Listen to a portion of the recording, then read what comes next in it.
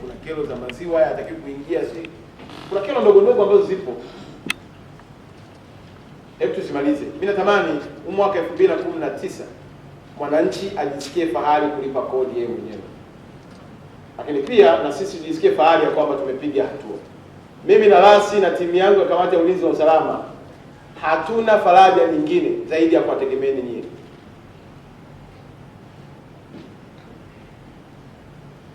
Na nyuma pale kuna wimbi kubwa sana la watu kutumia majina ya viongozi.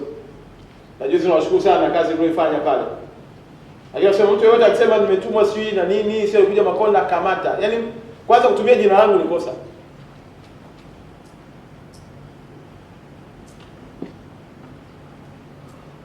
Pale kwa mambo sasa pale tulianza na kina Wambura. Tulifikisha mpaka idadi ya watu 9 nafikiri. Na juzi Kinondoni tumemkamata mtu mmoja kutoka Tanga. Katengeneza mifumo yake kwenye mtandao wa kijamii na tapeli watu kujitafutia fedha. Na wengine wakwambia jambo lako mimi nitatatua tu. Na wengine mpaka wanachukua fedha za watu kwa kibali cha silaha. Watu wanao ngumu mji. Mtu afuatia kiwanja chake anataka hati, mimi nafahamia na fulani nitakurekebishia tu. Sasa nyinyi wenye mamlaka wenye vyombo mkigundua hivyo usisite sema amesema labda chukua tu hapo.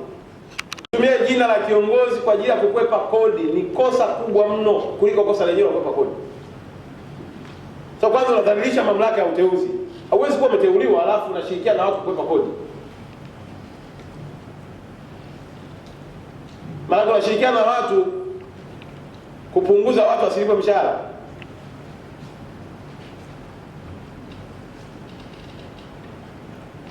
Sasa Wambura ameshanani mambo sasa ishawahi kumwambia akatoa tangazo. Na kwa kutumia pia jina la waziri mkuu.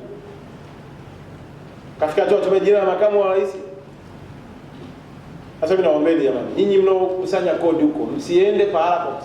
Yaani wewe chukua hatua huko, usitafuta hata muda wa kupiga simu. Chukua hatua huko. Ili sasa wewe kiongozi anayemtaja ndio akupigie wewe simu. Na kama kiongozi akikupigia simu kwa ajili ya kushirikiana na mtu kukwepa kodi, umsaidie kukwepa kodi. Weka standby simu yako, mwambie mkuu sikusikii vizuri, afu kata anza kurekodi. Mkuu hapa anakupata vizuri. Afu niletee mimi nasimamia kodi mkoa. Niambie bana kiongozi wako huyu hapa. Au wewe mwenyewe mzee tumeshakurekodi. Ulikuwa unaongea hapa kunielekeza nimsaidie huyu jamaa lakini ni mkwepa kodi.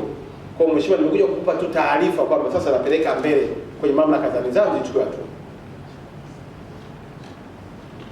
Sasa tuwezi kuwa na watu ambao unajua mji umejaa watapeli sana. Mtu anakupigia simu au anakuja mahala kama kwenye tukio kama hili anaomba tupige picha, mnapiga picha anaondoka, anaitumia ile picha anabandika kwenye duka lake. Mimi fulani ndio niko naye. Nimeshawaambia nataka kwenda mbinguni. Na mbinguni kule Mungu anaona kila kitu. Ukishirikiana na mtu kukwepa kodi hapo, unaweza kawachenga au utakukumbuka kawachenga TRA. Ukawachenga si watu wa tisi hapa lakini ukifika mbinguni mashtaka yako na utasema mimi sitaki ya mambo. Yaani henyeke hapa duniani na kule nisile bata mambo gani? Wazao kuna sio nyingi eti mara wakati mwingine unaweza usikute ukakuta maisha ya kule ni vile vile. Si ni heri nifike ndio nikute vile vile. Kwa mimi niwaombe tena. Kuweni majasiri. Msikubali watu watumie majina ya viongozi wenu kukwepa kodi. Lakini zaidi ya yote uaminifu tu. Na Rais juzi kasema katika salamu zake za mwaka mpya, jiamini.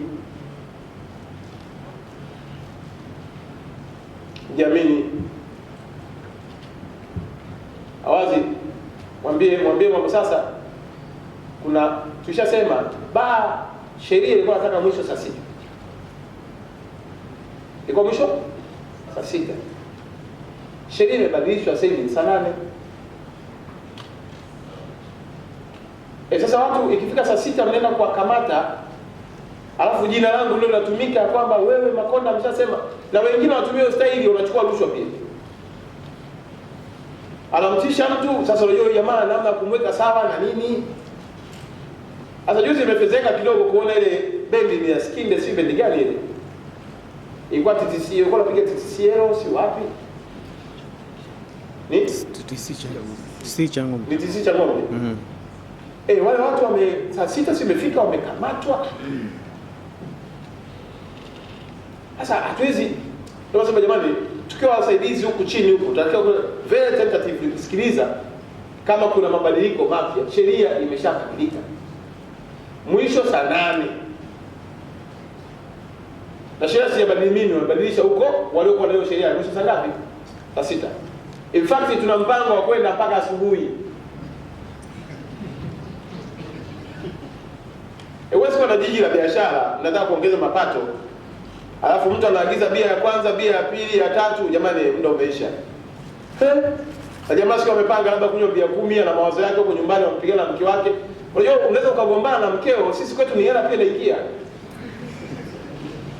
Simekaa hapa unapoteza mawazo. Au unataka kumuonyesha mtu kama nina hela, unaamua kununulia wateja walioko pale na nini, acha nini. Si ile ni hela. Nafikiri vyombo vya usalama kile kikao chetu tulichokaa tukirudie tena. Tutokana na wafanyabiashara. Wafunge kamera kwenye maduka yao, waongeze security light, tuongeze muda wa biashara. Kama bandarini wanafanya masaa 24. Kama airport inafanya kazi masaa 24. Kwa nini ifike hatua Kariakoo ifungwe watu halali? Maana kuna mtu anataka kwenda airport na ndege yake ya usiku saa 9. Akipita hapa mjini afanye shopping. Na mwingine anatoka mkoani kula na siku moja tu. Kwa kifunga mapema maana yake unamlazimisha kuongeza gharama.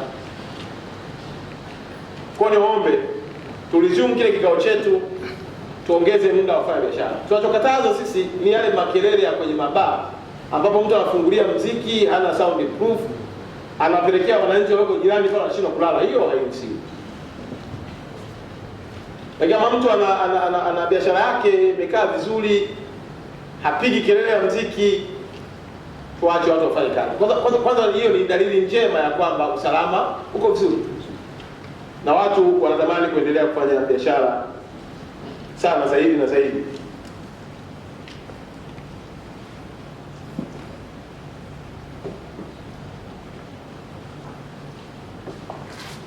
Kwa niombe tu ndugu zangu wa polisi, tuzingatie mabadiliko yale ya sheria, lakini pia tuzingatie sheria ambayo watu wa utamaduni wanayo ya noise pollution.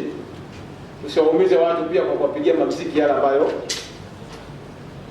ukifika ule muda ambao unaruhusiwa punguza wasifu sauti, halafu wape nafasi wenzako pia kulala na wewe endelea kuingiza biashara yako vizuri. Na mwisho kabisa, kwa sababu nao mengi hapa naona muda unazidi kuisha. Connection yetu ya wageni wanapoingia hai reflected vizuri kutokea airport kwenda mpaka kwenye mahoteli. Ina element ya security lakini pia ina element ya revenue.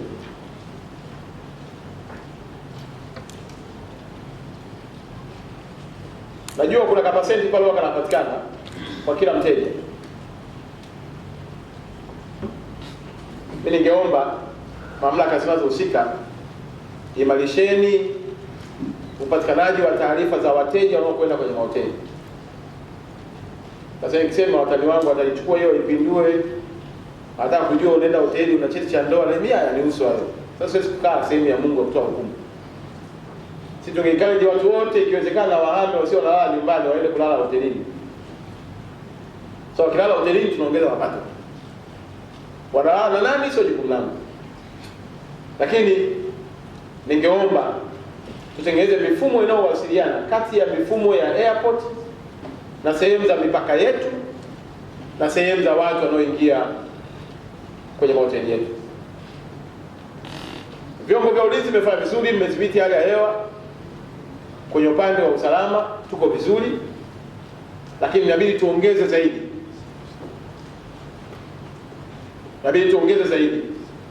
Kuhakikisha kwamba tuna takwimu za kutosha. Yaani tukiamka tunasema jamani, leo katika mkoa wetu wageni waliotoka nje ya Tanzania walioko ndani ya mkoa wetu wako kadhaa. Isikawa ni ngumu hata kutrace kwamba kuna tukio limetokea sehemu fulani, unapataje taarifa. Lakini pia tutasaidia kujua pasenti zetu tunazozipata kwenye hoteli. Najua hoteli letu imeshafutwa nafikiri. Ilifutwa ile. Watu tena ile au manispaa. Na Inachukuliwa nani sasa hivi? Hotel levy unachukua nini? Na service levy? Service levy ndio wamefuta. Sasa hotel levy kama ipo maana yake ni chanzo chetu tunapata. Lakini wewe unajuaje hao watu na hiyo hotel inafanya kazi? Kwa hiyo niombe pia mifumo ile ya pale ikifika pale mapokezi pale tutasaidia sana sio watu usalama, angalau ajulikane tu kama ni mgeni passport yake. Yaani kale ka form kale kanajazwa jamani. Watu wa vyombo naombeni mfuatilie. Sisemi muende pale mkafunge hoteli,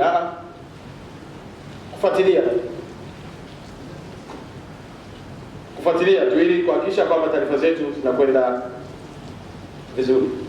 Baada ya kusema hayo mengi, ni matarajio yangu tutashikamana. Ni matumaini yangu tutakuwa familia moja. Na ni ndoto yangu tumpe heshima Mheshimiwa Rais Dr. John Joseph Magufuli kwa kubaki namba moja kwa zaidi ya miaka 50 ijayo. Hilo halina ubishi, linawezekana.